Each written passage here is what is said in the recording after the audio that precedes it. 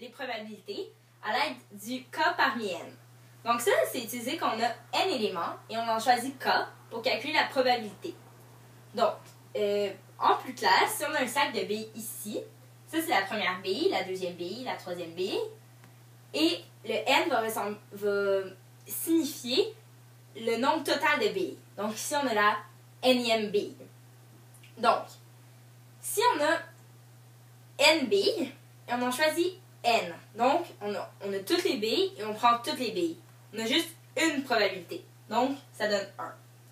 Si on a N billes et on en choisit une, peu importe c'est laquelle, on est sûr, peu importe c'est laquelle, on a les N possibilités. Parce qu'on peut prendre celle-là, on peut prendre celle-là, on peut prendre celle-là. Donc il y a autant de chances que de billes. Donc ça donne N. Si on en a N et on en choisit 0, on n'a qu'une chance, parce que c'est 0. Ici, si on a N et on en choisit N-1, donc admettons on a 10 billes et on choisit 9, ça va revenir au même que si on en choisit juste une, parce que c'est comme si on choisissait celle qu'on laisse dans le sac. Donc si moi je prends toutes les autres sauf la première, j'ai N possibilités.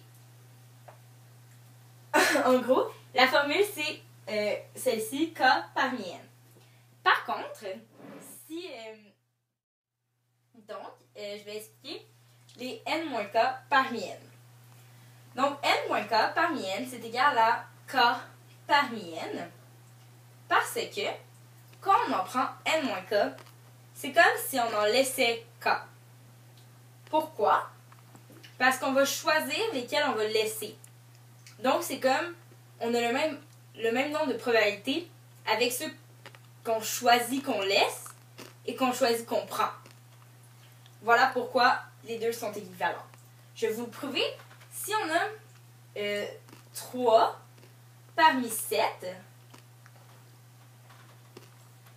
donc c'est égal à 7 à 4 parmi 7, parce que 3 plus 4, ça donne 7. Ok. Ben là, je vais commencer par vous expliquer le triangle de Pascal. Ben, c'est pour comment on le fait. Comme Sophie vous a expliqué avant, on sait que la formule, c'est les K parmi N. Ok. Là, pour commencer à faire le triangle, on sait que quand le K est égal à 0, ben, le N va toujours être, ça va toujours être égal à 1. Donc, à chaque fois que les K vont être égales à 0, peu importe la valeur de N, ça va être égal à 1. Donc, on peut commencer par mettre ici 1 partout. Ok.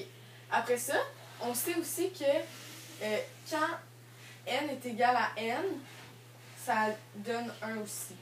Donc, à chaque fois que le K vaut la valeur du N, ça va être égal à 1. Fait que ici, vu que le K est égal à 1, puis le N aussi, on va pouvoir mettre 1.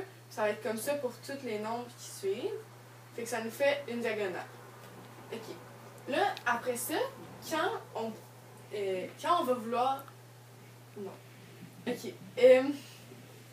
Ici, la partie en haut est inutile parce que c'est juste impossible de mettons, piger 6 billes quand on a 5. Fait que c'est impossible, fait qu'on ne l'utilisera pas. Ok. Là, maintenant, pour remplir les espaces ici, on va additionner les deux nombres, comme ça ici. Donc, mettons qu'on fait un exemple avec lui. On va être 1 plus 1.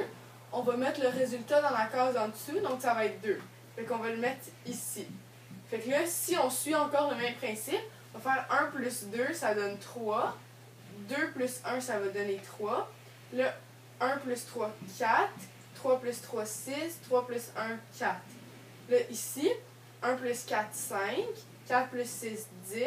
6 plus 4, 10. 4 plus 1, 5. Fait que là, on continue comme ça pour finir toutes les rangées.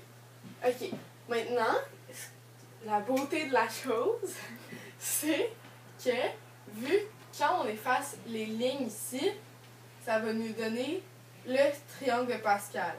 Donc, on peut comprendre comment Pascal a fait pour arriver à faire le triangle de Pascal. Bien là, on va expliquer comment on fait pour trouver les k parmi n à partir du triangle de Pascal. Ok. Mettons qu'on fait un exemple. On va prendre les 4 parmi 6. Donc, les n sont équivalents à 6, puis les k à 4. Donc, ici, c'est pareil comme ça, on a juste remplacé par des nombres. Maintenant, si on veut trouver le nombre de, la probabilité d'obtenir les 4B qu'on veut parmi les 6, on va regarder ici, on en a 15. Donc, ici, on a la réponse du 4 parmi les 6B, le nombre de probabilités d'avoir les 4B qu'on cherche dans les 6.